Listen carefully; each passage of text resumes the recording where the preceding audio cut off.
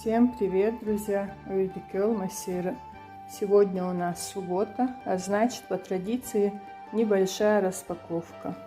Сейчас все вам покажу и расскажу. Еще раз всех с наступившими праздниками и с выходными днями.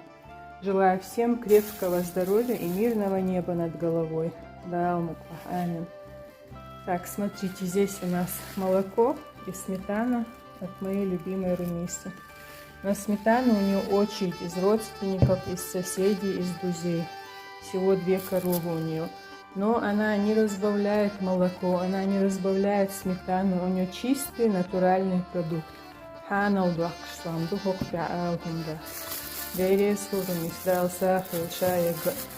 мне еще все, что нужно, собирает и присылает с таксистом.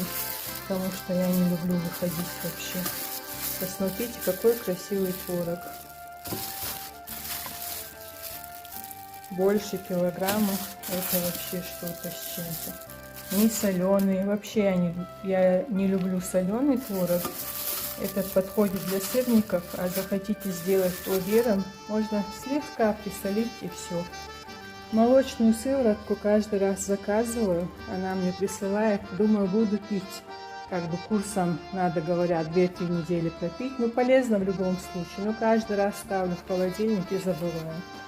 Здесь самое главное, что мне нужно было, это прислали куриные потрошки. Это висит. Думала, сейчас надо по пакетам раскладывать, возиться и быстро в морозилку. Она мне все, бедная, разложила по килограммам. Получилось 14 килограммов. Буду кормить и котят, и собачек. А вот этот жир буду снимать и отдавать нашим курочкам. Видите? Котятам приходится нарезать все мелко-мелко, а собакам так отдаю. Здесь у нас немного картошки. Просто был другой сорт.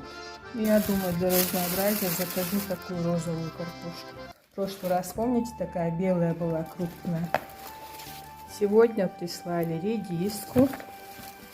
Давно я не покупала редиску. И зеленый лук. Щавеля не было. Посмотрите, какой свежий зеленый лук. В общем, все свежее, все вкусное.